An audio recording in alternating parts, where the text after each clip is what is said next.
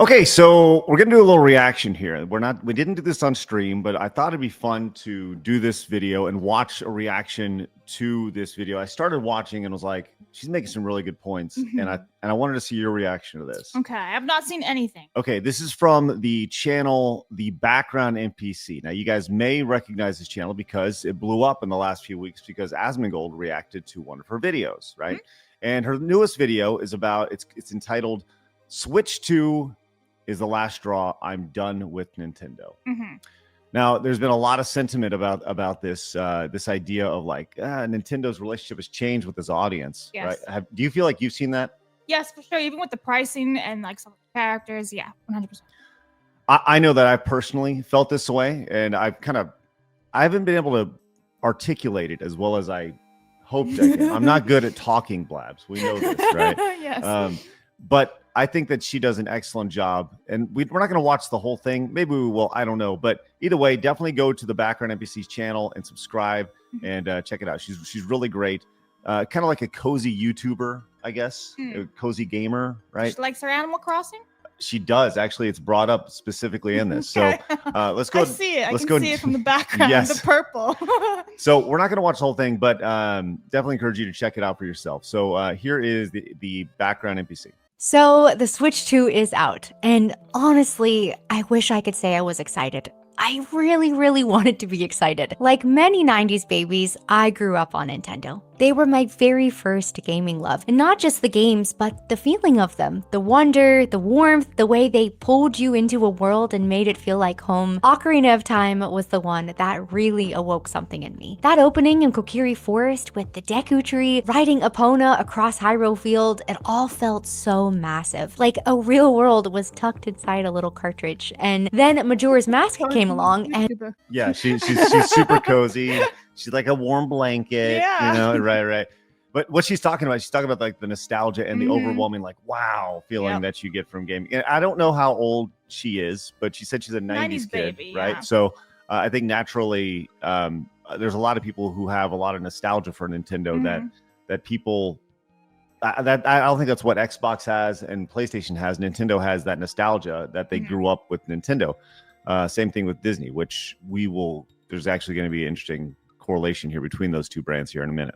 And my little self had never felt such anxiety. That eerie moon, the ticking clock, the emotional side quests that made you care so much in so little time. It was the very first game that made me feel something beyond just fun. It was sad, confusing, kind of strange at times, and very deep. It wasn't just Zelda. I was obsessed with Super Mario 64, running wild through Peach's castle, jumping into paintings, discovering every secret star. That game felt like true freedom. And then there were classics like Kirby's Dream Land, Yoshi's Story, Donkey Kong 64, Star Fox, Metroid Prime, all completely different and wonderful in their own way. And every one of them, all those first-party Nintendo games, they were just, you know, they weren't just on the console; they were made by Nintendo. So had a vibe, a soul, that Nintendo spark that made it feel like you weren't just playing, you were being let in on something very special. And then my parents bought me the original DS, and just like that, the whole thing was cracked wide open for me. That's how I found Animal Crossing Wild World, and I was hooked. Blabs, did you play Wild World? I actually never played an Animal Crossing game in my life. Oh wow. Yeah. It's good because you would be obsessed. Probably. Immediately. Probably. That's why I have not ever like jumped into it. Be like, yeah, honestly, yes. This is why I've never played it because I'm like, I can't have. I don't have time. Yes, your life would be over. Yes, you would make a new life in Animal Crossing. Yeah.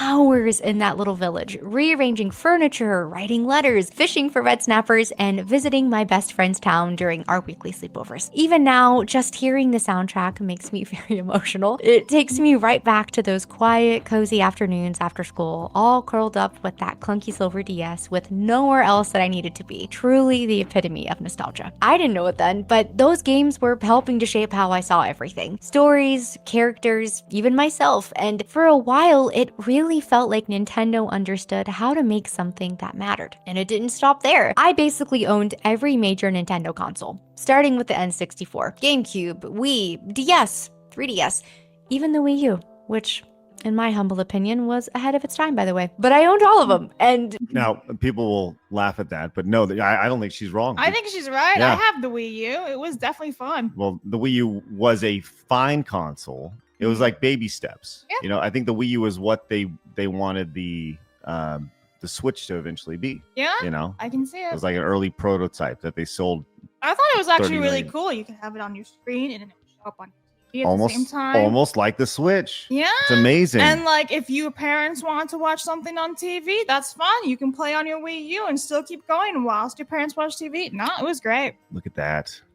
when the Switch was announced with Breath of the Wild, I was beyond excited. Like, very cringely crying at the announcement trailer excited. As a Zelda fan, it was everything I'd ever wanted in a game, and to this day, it is still one of my favorites. That launch brought back so much of the old magic, which is probably why I held on for so long, and I even wanted to work for them.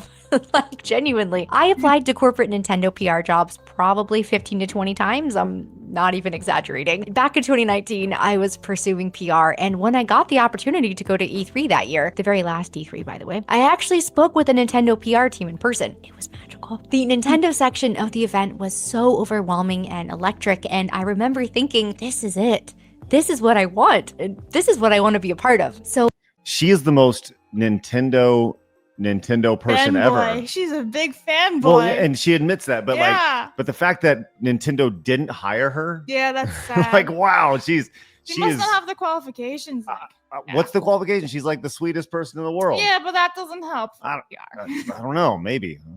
So please hear me out. Too nice. What we are about to discuss isn't coming from someone who's out to bash Nintendo. This is coming from someone who genuinely, wholeheartedly, even at times very cringely, loved Nintendo and their games, and really believed in what I thought they stood for. But over time, I've started to realize that maybe Nintendo isn't the company I thought they were. What I've seen over the last few years is that my nostalgia goggles have been working overtime, and they've kept me from really seeing the true nature of a company that I once held so dear to my heart. So, Okay. That's yes. fair. We all have that for everything. Right. You have it for Harry Potter. Warner Brothers, right, yeah. Right. Yeah. And I'm the same. This is why this video resonated. And this is what makes a really good content creator is you resonate with what they're talking about here. And hearing what she's saying here about the idea of, I think I had my goggles on a little too much. You know, it's this come to Jesus moment where you're like, oh man. Mm-hmm. And I think she had that with the Switch too. And I've talked about this on the show. I kind of feel the exact same way. So let's dive in. And let's start with the release of the Switch 2. It's officially out now, and sales are booming. Records are being broken, and over 3 million units were sold worldwide on release day. People are also loving Mario Kart World, and I'm genuinely very happy for them. Yes, the game looks like a lot of fun. I just wish I felt something, because more than anything, I just feel tired. At $450 or $500 if you get it bundled with Mario Kart World, this doesn't feel like a celebration of the next chapter. It feels like Nintendo seeing how far they can stretch our loyalty, how much they can charge us for something that isn't even new, just a little bit newer. And listen, I'm not here to crap on Mario Kart. I actually really like Mario Kart. I do. It's one of those comfort games that's always been there, and it's attached to so many fond memories of playing with friends and family. But even though it looks fun, when that's the flagship title for a brand new console launch, I don't know. I personally just couldn't get behind the hype. It feels kind of boring, safe, predictable. Nintendo isn't asking. No, that's fair. Every single console has a new Mario. well, I mean, it's numero uno. Mario is the king. But I've said this before. I think Mario Kart 8 Deluxe is one of the best pure video games of all time, right? And I think they'll support Mario. I think Mario Kart World will have a support for probably the entire duration of the Switch 2. Oh yeah. But she's not wrong, right? As far as the look, the feel. When it comes to innovation on the Switch 2, it's not necessarily there. It's just more of the same. And I've said this on the show as well. I think Nintendo feels they mastered video games with the Switch. And that's why you're seeing now the Switch 2. They're not really pushing the boundary. Well, it's just a more powerful Switch. And we understand that. Just like the PlayStation 2 is a more powerful PlayStation 1. And a PlayStation 4 is more than 3. But they had the real cool games to come with it. I'm not really seeing all these amazing video games. Well, not for the Switch 2 yet. Yes, Right. but they should have had that launch though. Well, I think the big thing is they're saying, it's backwards compatible. You have all these games, and by the way, we added the GameCube stuff. But yeah. With that said, like I think that Nintendo is getting a little. I don't want to say. Yeah, I don't even want to say comfortable, because I think that I think in their mind they're like, we did it, we've done it, we made the best video game system ever. Yeah. And you know what? The numbers back it up with the Switch. It's the best-selling Nintendo console. Hey, what's possible here? They're asking, what can we get away with? Because $80 for Mario Kart World, that's not just a new number. It's a shift in how this industry treats its players. And what surprises me, even though it shouldn't at this point, is that it's Nintendo, of all companies, ushering in this new pricing standard. This wasn't them reluctantly following a trend that I know was inevitable, but this was them leading the charge, setting a precedent, establishing $80 as the new normal, and not with some expansive, genre-pushing new experience, but with an exact game formula that we've literally seen 16 times at this point. And it makes you ask, why? Because meanwhile, I'm looking at games like Helldivers 2, Hi-Fi Rush, Lies of P, Remnant 2, Clair Obscur, Baldur's Gate 3, and so many more. Games that have real creative vision, some with massive campaigns, even some with fleshed out co-op systems, launching at or below $60. And many of these games are taking risks and really pushing boundaries, and somehow they're still finding a way to be more accessible. So when Nintendo drops a new console and leads with yet another Mario Kart at a higher price than ever before, it doesn't feel like they're honoring their legacy. It feels like they're monetizing it, like they're using it. I think that's a powerful statement. Yeah. It doesn't feel like they're honoring their legacy. Yeah. It feels like they're monetizing it, which is something that Nintendo does exceptionally well. How many times have people bought Super Mario Brothers? Right, the original game. Yeah. I probably bought that game 10 times. How stupid am I? A little bit. I'm just saying. I'm part of the problem. I recognize that, but I think a lot of people are starting to wake up. Yeah, but not enough, since Switch 2 is like the best selling. Right, and you're 100% right. It's still killing it, and the same reason why I'm going to age out, right, and my kids are going to take over the reins. They're going to be like, their Mario Kart World was so great. It was so good, because they didn't grow up and see the vast improvements from console to console.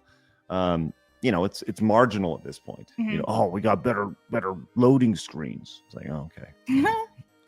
Against us. Actually kind of feels like a slap in the face that stings pretty badly. And yes, to be fair, the Switch 2 is a technical upgrade. 4K visuals, better battery, smoother performance, more storage, it's all technically better on paper. But it doesn't feel like a new era. It seems like a slightly fancier version of something that we already had. And for me personally, this realization of who Nintendo is not like a sudden moment of awakening. I've quietly been stepping back from them for a while now. And not because I stopped loving their games, but because I started seeing the patterns, the choices, and the shifts. And at this point, it's pretty clear that this Switch 2 release is not just about a new price tag or a genuine attempt at launching something new, it's just another step in the same pattern that's been repeating for years. Back in the day, this used to be the company that took risks, that made magic, that redefined entire genres and invited us into something truly special. But now, kind of just seems like they're relying on the fact that we'll show up no matter what, even though they are so often very anti-consumer. It's okay. She's going to get into this in a minute, but I want to hit on this topic here for a second. This idea that a lot of people say, oh, there's like nostalgia talking. Nintendo used to do this, and they used to, but I think there's actually facts to this. The idea that what's the killer new feature on the Switch 2? Is there? The mouse. Oh, remember, I was gonna say, I'm like, is there even a killer feature? You can turn, like, that was the new but hardly anyone's gonna be using nobody. There's not even a game to use it, and you're gonna use the one with the wheelchair. Remember the wheelchair game? Yeah, I mean, that looks pretty fun. Yeah. But like, it is just more of the same, right? And people will say, oh, she's blinded by nostalgia, and there's nostalgia to the idea of, hey, when I was growing up, they made big leaps and took risks and stuff like that. And it's like, well, I mean, yeah, there's actually data and facts to back it up. It feels more like a Switch 1.0 or a 1.5 than a Switch 2. Yeah. That's fair. It's because they know our nostalgia runs incredibly deep, and the more I've seen it, the harder it has been to unsee. Nintendo has mastered something I can only describe as weaponized nostalgia. They've turned our childhood memories into a soulless business model, and the part that really hurts is that it works. It worked on me for so long. Yes. I've been the Nintendo fangirl who's bought the remakes, re-releases, and updated ports, even though I knew deep down that what they were offering was not anything new. And looking back on it, I don't know. I guess it was because I didn't feel like I was buying a game. It felt like I was buying a memory. Oh! Yeah. How many things have you bought again because it just felt good to hand over money because you felt like you were buying some of your childhood back? I never got rid of some of my childhood. Oh! I still keep it for that very reason. But you look at it and you go, oh, That was dope. Yeah, that feels Yeah, good, yeah, right? I have it. I mean, I Mhm. did just rebuy something factory sale that came out in 2004, so I am part of the problem. That's the thing. It weaponized Mhm. nostalgia. Yep. What a phrase right there. And It's accurate. it's very, very true. Nailed it. And Nintendo knows that. They know that we remember how it felt to blast through Alien Worlds and Metroid Prime, or how it felt to spend hours raising your perfect Nintendog like it was your actual childhood pet. They know we feel these titles in a way that goes beyond gameplay. And they have perfected the art of re-releasing titles, sometimes only mildly updated, at full price, locking legacy content behind paywalls and subscriptions, and offering nostalgia not as a gift, but as a heartless transaction. And just a quick side note that I found out while I was writing out this video. Do you want to talk about heartless? Because I just found out that Nintendo actually replaced the voice actress for Princess Peach after 18 years. I heard about And they didn't that. even tell. Yeah. We didn't talk about it on the show, but No. okay, so let's go and finish what she's gonna say here. Then I got a couple thoughts on this. her. She found out with the rest of the world when the new Mario Kart game came out. Like, that's actually insane. But anyway. Okay. That's very Disney-esque. I don't think she found out when the game was released. I think she found out when the game was announced. Yeah, because I think she just misworded, but yeah. Well, I mean, there was an article. Oh, she found out when the game was announced. That's fine, or when the game was released. But at a certain point, when you don't get the call to say, "Hey, we need you back for Peach," you kind of put two and two together. You know. With that said, it would have been. I mean, obviously, it would be nice if Nintendo was like, "Hey, that's very Disney-esque of them to do that with not even like acknowledging. They did that with Ashley Eckstein for like Ahsoka for live action stuff. They were cruel. They didn't say anything to this woman. She found out when the whole world found out. It is. Well, that's I mean, awful. It is transactional, but Yeah, I don't know. Still, I don't know if you work for somebody for 18 years. A little bit of loyalty, I think, goes a long way. Some NDA behind the scenes saying, "Hey, we're not going to use you anymore, but here's what's coming up," and she just signs away saying, "Yes, I'm aware," whatever it is. You know, like some loyalty. Maybe just a phone call, perhaps. Yeah, hey, like something. We're going in a different direction here. To get back on track, there's always been a huge difference between celebrating fan love and exploiting it. And for me, it seems like Nintendo has lived long enough to finally see themselves become the villain. So moving on from the Switch to release, at some point, I started looking at how Nintendo treats the people who love their games. And what I found honestly broke my heart a little bit, because Nintendo doesn't just protect its legacy, they police it. Let's start with content creators. Another amazing way to say it. I've said on the show many times that the same reason why you love Nintendo, their IP, is the same reason why you hate them, right? I think the idea of it's not protecting, it's policing. Oof. We need to check out suedbynintendo.com. Yeah, we really do. I need to dig into that on the site, on the show. This is nothing new. For many years now, Nintendo has been going after them. Streamers, YouTubers, musicians, for doing what, honestly, most other gaming companies celebrate, sharing their love for the brand and its IP. Somehow, I managed to kind of turn a blind eye to most of this until the Point Crow situation. He was a YouTuber who was making these really incredible Breath of the Wild mod videos. Fun, creative, and totally original. And then one day, Nintendo claimed and struck 27 videos. No warning, no conversation, just straight up attacked. And it wasn't just his Breath of the Wild mods, it was any content that featured them, including other creators who had collaborated with him. It all got wiped out like a purge. And it made me pause because these weren't leaks and they weren't made to be malicious. It really was just fan content that was made out of love. And Nintendo really cracked down on it like it was a threat. And this was not an isolated case. One that has really stuck with me was Gilva Sunner. And if you didn't know, Gilva Sunner's channel used to be one of the only places online where you could find full Nintendo soundtracks. For years, Nintendo basically had these locked up very tight unless you were able to purchase a physical CD from Nintendo themselves. They weren't on Spotify, Apple Music, Nintendo's YouTube channel, no official platform to listen to any of it. And Gilva wasn't even trying to profit from this. There were no ads or monetization, just the original music uploaded for fans who wanted to relive the moments those songs came from. 100 copyright block. Yep. And then another 2,200 Holy moly. went in and uploaded them. Wow. And rejected a half court by Nintendo. Yeah. And look, people talk about nostalgia. I mean, music is so tied to nostalgia, you know, we're like, my gosh, especially when it comes to classic the old Nintendo stuff. games. Yeah. It was really a gift to the community. And then it was gone. Nintendo initially sent over 1,300 takedown notices, and after that, it was followed by another 2,200. The entire channel was essentially wiped out, and Gilva closed up shop. And I know this might sound a little bit dramatic, but that was kind of a big turning point for me when it came to how I viewed them. Just a little side note / confession, but as a former Disney adult who has learned the error of her ways, I feel pretty qualified to say this. Nintendo really is the Disney of gaming. They're wholesome on the surface, very full of magic and memories, but underneath, there's a very quiet, corporate, malicious control. And both companies know how to tug at your childhood heartstrings while handing out copyright strikes and ulterior motives on the side. That's fair. That's super fair. That's a statement right there. It is. And she's not wrong. It's the reality when you go, wow, and you think about it, and you go, oh my God, she's right. Like Nintendo and Disney are the exact same thing. Yeah. And we sit over here and we're, you know, I think that's the biggest thing for me is going back to, you know, obviously the COVID time and 2020 and seeing everything that happened at Disney. And, you know, my perception of that company has changed dramatically over the last 5-6 years. I was a huge champion me too. for Disney, right?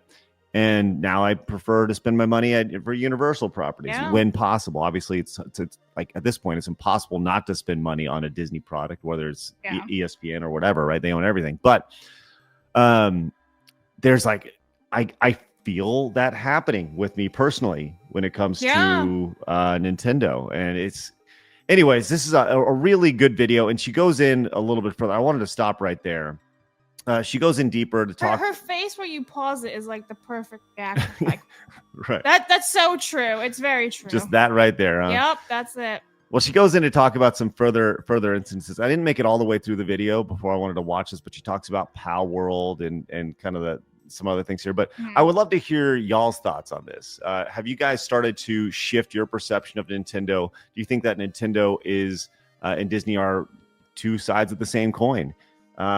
Would love to hear your thoughts about this. I think this is a really well thought out video. A lot of really great points. Go check out the Background NPC's channel. We'll link to it down in the description. Obviously, we'd love for you guys to subscribe to our channel as well.